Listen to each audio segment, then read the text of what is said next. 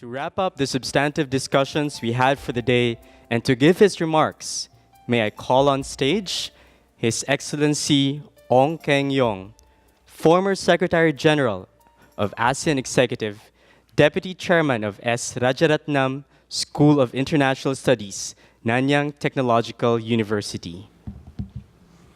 Thank you, Mr. Moderator. Or I should say the voice. We have not seen who you are, but definitely a good moderator. Excellencies, ladies and gentlemen, I was told to make some remarks as a wrap-up, and I'm also aware from my time in various ASEAN meetings that once the VIP is on the way, you have to be short and sharp, which means I should not say too much. But if the VIP is delayed by the famous traffic jam in Manila, the fellow who is a voice will ask me to go on. So I do not know what to say. Maybe I should give what you call the bottom up first. Yeah, I think the discussion today over various sessions brought about a few very common, at the same time, profound issues. ASEAN is something that we love to love, and also we love to hate. But from the discussion for the past few hours, this morning and now, I would like to say we talk about technology. We heard people talking about the need for more appropriate and skillful education.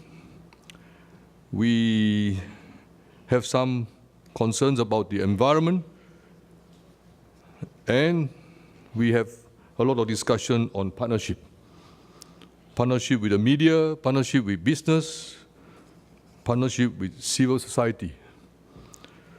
For me, I also would add something that is quite a challenge for all of us in ASEAN, which I don't think any of our speakers have covered in detail today, but I believe it underlies all the comments we have heard, which is about traffic jams and the delay in attending to all our schedule, and this is urbanization.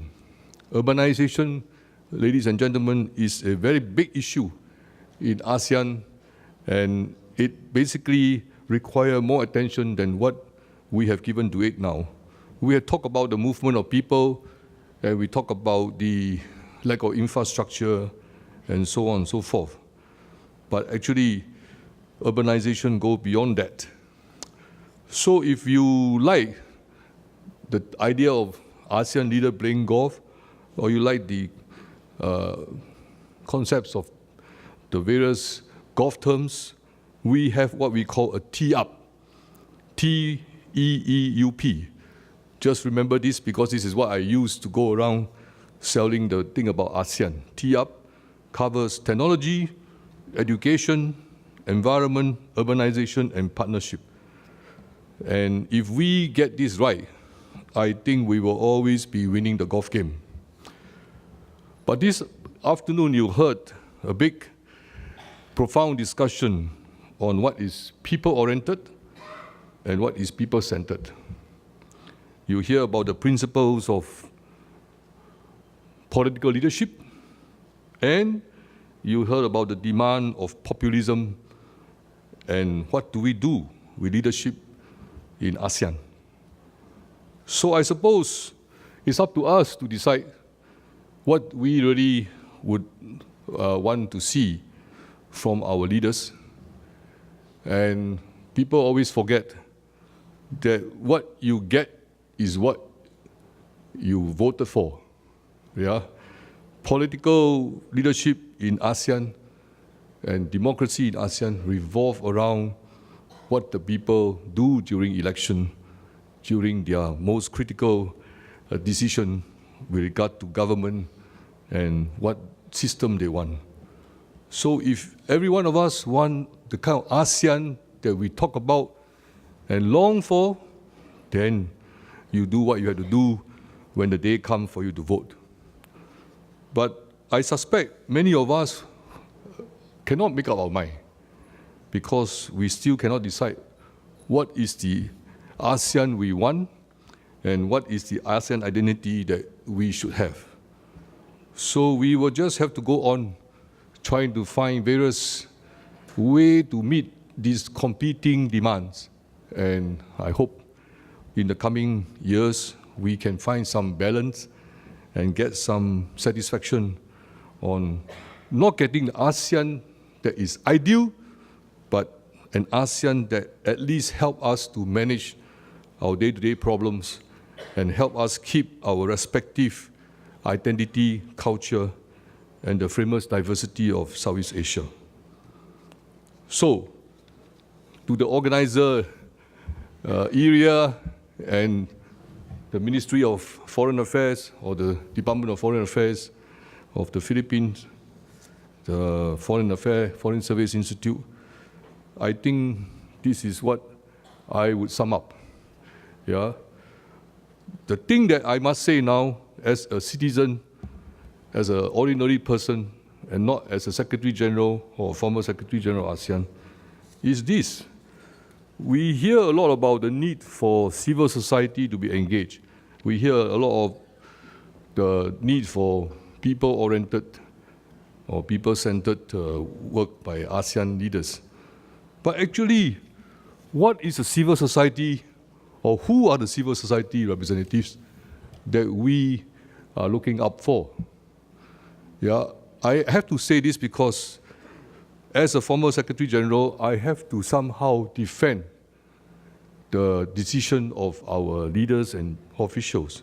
Sometimes we make a decision on doing something, sometimes we may not make the right decision, but the fact of the matter is there is still a debate out there. It's not about leadership of ASEAN, it's about what is the civil society's role and who the civil society leaders are. And when we have to decide on who our leaders of governments should meet in their limited time outside their country for the respective ASEAN summit, who are the civil society representatives? Who are the representatives of these people that all of us, so-called, must engage?